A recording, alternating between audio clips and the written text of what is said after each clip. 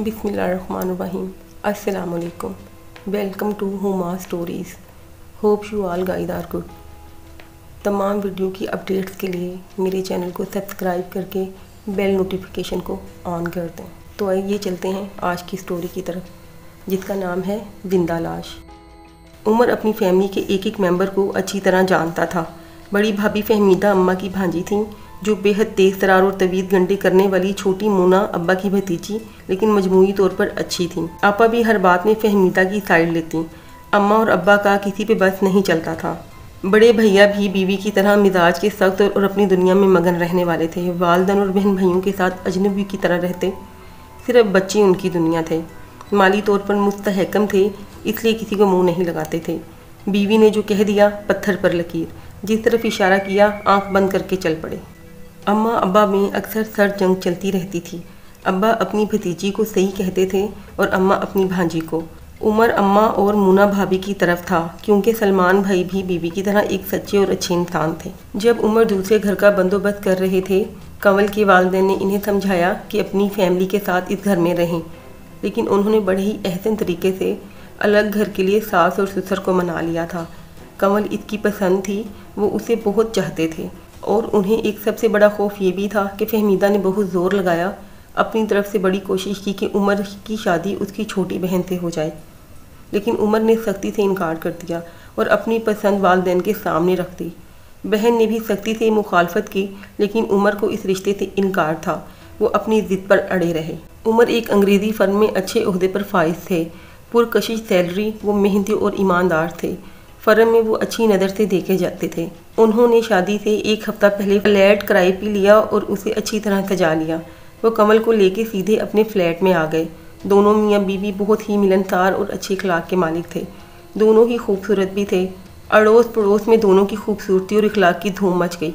सब ने बहुत पसंद किया। दोनों की ज़िंदगी पुरसकून और बहुत अच्छी गुजर रही थी। लेकिन अचानक कुछ अरसे के बाद किचन में रखे बर्तन और अलमारी में रखे कपड़ों पर आफत आ गई। कांच के गिलास, प्लास्टिक के बर्तन, स्टील के बर्तन मुतासिर होने लगे। जैसे कांच का गिलास उठाया तो बड़ी खूबसूरती से इसका पैंदा रखा रह गया और गिलास हाथ में आ गया। बर्तन जैसे प्लेट है, उसे जैसे ही उठाया बड़ी ही खूबसूरती से पैंदा नीचे रह गया और प्लेट हाथ में आ गई, बड़े से होल की सूरत में। कपड़े अलमारी से निकाले तो वो बेतुके तरीके से फटे हुए थे कि दोबारा पहनने के काबिल ही नहीं थे। उमर अपने एक दोस्त की मदद से एक बुजुर्ग के पास कंवल को लेकर गए। बड़ी देर हिसाब किताब लगाकर बुजुर्ग ने बताया कि आपके बिल्कुल करीबी रिश्तेदार हैं, वो आप पर तवीज़ गंडे करवा रही हैं। 2 औरतें हैं। उमर ने पूछा, बाबा जी मेरे घर वालों में से हैं या इनके? उन्होंने कंवल की तरफ इशारा किया। देखो बरखुरदार, मैं सब कुछ नहीं बता सकता, इससे दुश्मनियाँ बढ़ती हैं। सिर्फ इतना आगाह कर दिया है कि आपके बहुत करीबी रिश्तेदार हैं। मैं आपकी वाइफ की हिफाजत के लिए मकान और आपके लिए हिफाजती तावीज़ देता हूँ, अल्लाह बेहतर करेगा। फिर उन्होंने कंवल को कुछ पढ़ने के लिए भी दिया। मियाँ बीवी घर लौट आए। ज़िंदगी फिर उलझनों का शिकार हो गई। फहमीदा वक्फे वक्फे से हमला करती थी। हर मकाम पर, हर मौके पे, हर तकरीब में मुख्तलिफ अंदाज में कंवल की तदलील करती रहती, देनी कोफत में मुब्तला करती। ऐसा करके उसकी शैतानी दहन और कमीनी फितरत को सुकून मिलता। इन दिनों ऐसे हालात को फेस करते हुए अक्सर नमाज पढ़ती, कंवल दुआ करते हुए रो पड़ती। उमर भी इसकी दहनी कोफत और टेंशन की वजह से परेशान रहता। फहमीदा अक्सर कोई ना कोई स्वीट डिश कंवल के यहाँ भेजती। उमर ने कंवल को सख्ती से मना कर दिया कि ऐसी कोई चीज़ अब वो ना खाए। एक रोज़ उमर के बचपन के दोस्त, बिल्कुल भाइयों जैसे, वो दूसरे शहर से आए हुए थे। वो थोड़ा बहुत रूहानी इल्म जानते थे। उनके सामने फहमीदा ने गुलाब जामुन भेजे। कंवल ने उस वक़्त उन्हें किचन में रख दिया कि बाद में फेंक देगी। रहमान ने देख लिया। उन्होंने कुछ पढ़ना शुरू किया। उमर की छुट्टी थी और वो भी घर पे थे। अभी चंद लम्हे ही गुजरे थे, गुलाब जामुन का प्याला किचन से कमरे की तरफ हवा में उड़ता हुआ आने लगा। फिर छन की आवाज़ के साथ चकनाचूर होकर ज़मीन पर गिर पड़ा। छन की आवाज़ के साथ दोनों मियाँ बीवी और रहमान कमरे से बाहर निकले तो ये मंजर देखा। उमर को आगे बढ़ता देख के रहमान ने हाथ के इशारे से रोक दिया। खुद पढ़ते हुए आगे बढ़े और वो घर से बाहर फेंक गए और फिर बोले, भाभी इस औरत की भेजी हुई कोई चीज़ भी अब आप नहीं खाएंगी। मैंने पक्का बंदोबस्त कर दिया है, परेशान ना हो, अल्लाह सब बेहतर करेगा। कंवल बोली, रहमान भाई घर आई चीज़ तो मैं नहीं खाऊंगी, लेकिन जब अपनी साथ की तरफ जाऊंगी या उसके घर जाऊंगी तो फिर मैं क्या करूंगी? रहमान बोले, आप सूरत नाज पढ़ के खा लिया करें और खाने से पहले थोड़ी सी चीज़ ज़ाया कर दिया करें। इन्हीं दिनों में कंवल के यहाँ नन्हे शाहान की आमद हुई। بچہ بڑا ہی خوبصورت اور گورا چٹا تھا، ہر ایک کی نظر کا مرکز تھا، والدین کی طرح خوبصورت تھا، لیکن کمل اس کی طرف سے خاصی پریشان تھی۔ وہ چند دنوں سے نوٹ کر رہی تھی کہ اس عمر کے بچے سوتے ہیں، بھوک لگتی ہے تو کھانا مانگتے ہیں یا نیپی گلی ہو تو روتے ہیں، مگر شاہان اگر جاگ رہا ہو تو صرف چھت کو گھورتا رہتا ہے۔ اس نے عمر کو بتایا۔ انہوں نے کہا، ارے تم بھی نہ بہت ہی محتاط اور وہمی ہو گئی ہو، اتنا سا بچہ ہے، دیکھتا ہے تو کیا مطلب؟ وہ مسکرائے۔ نہیں عمر، فکر تو اس بات کی ہے نا کہ وہ اس طرح سے کیا دیکھتا ہے، اسے کیا نظر آتا ہے؟ وہ بدستور پریشان تھی۔ ارے بابا ٹھیک ہے، کل معلوم ہو جائے گا، میں رحمان کو کال کرتا ہوں، اوکے؟ انہوں نے کمل کو خود سے قریب کیا۔ یار اس طرح ہر بات کی ٹینشن نہ لیا کرو، بس کلام ربی کا ورد کرتے ہوئے سدا باوضو رہو اور اللہ سب بہتر کر دے گا۔ چلو اب جلدی سے گرما گرم فرسٹ کلاس کی چائے تو پلا دو۔ کمل مسکراتی ہوئی کچن کی طرف چل دی۔ چند ہی لمحوں میں کمل کی آواز بڑی خوف زدہ سی سنائی دی، عمر جلدی آئیے، جلدی۔ عمر تیزی سے کچن کی طرف لپکی۔ کمل بری طرح کانپ رہی تھی اور ایک بہت ہی موٹا اور بڑا سیاہ چوہا بیٹھا تھا، ان لوگوں کو گھور رہا تھا۔ لمحہ بھر کے لیے عمر بھی خوف زدہ ہو گئے، پھر انہوں نے اپنا دل مضبوط کیا اور چوہے کو بھگانا چاہا۔ ان دونوں کے دیکھتے ہی دیکھتے وہ چوہا ایک ہی جس میں ایک ہی چھلانگ میں کچن سے باہر تھا۔ پھر ان کے بعد دونوں نے بڑی دیر تک کمروں میں، واش روم میں، اسٹور میں، سب جگہ ڈھونڈا مگر وہ کہیں نہ ملا۔ انہوں نے ڈک میں نہیں دیکھا، وہاں واشنگ مشین رکھی تھی، وہاں پر جانے سے خوف محسوس ہوتا تھا اور جسم میں جھرجھری سی آتی تھی۔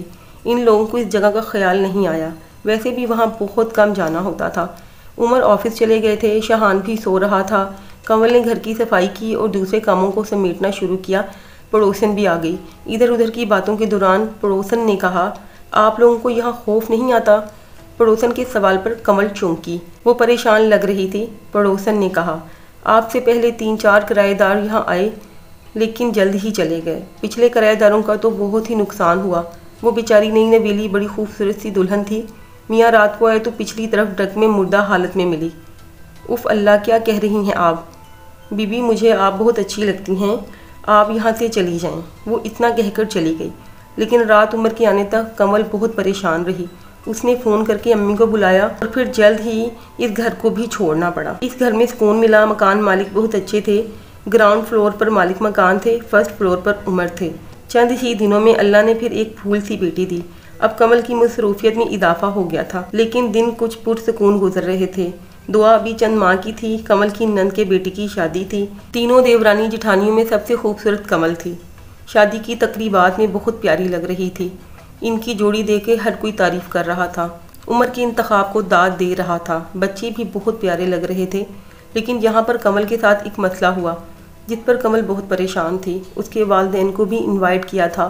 اس شادی میں اس نے امی کو بتایا کہ وہ واش روم میں گئی تو ایک دم لائٹ آف ہو گئی تھی اور دروازہ سختی سے لاک ہو گیا تھا۔ بہت دیر بعد کھلا تھا دروازہ اور اسے واش روم میں بہت زیادہ خوف آیا تھا۔ اسے لگ رہا تھا جیسے اس کے ساتھ کوئی اور ہے، اسی نے لائٹ آف کی ہے اور دروازے کو مضبوطی سے جکڑ رکھا ہے۔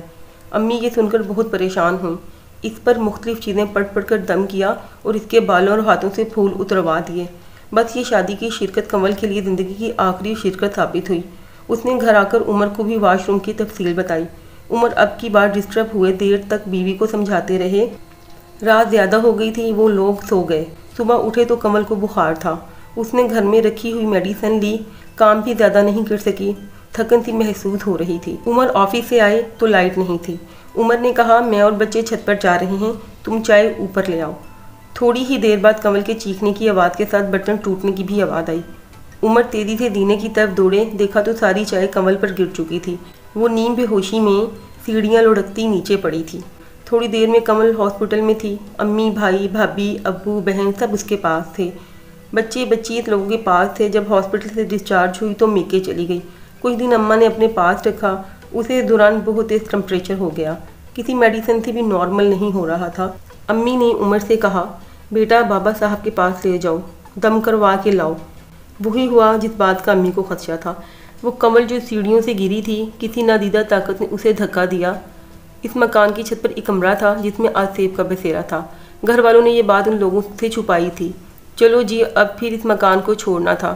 کمل کی شادی کے بعد سے فہمیدہ نے جادو ٹونے کا آغاز کیا۔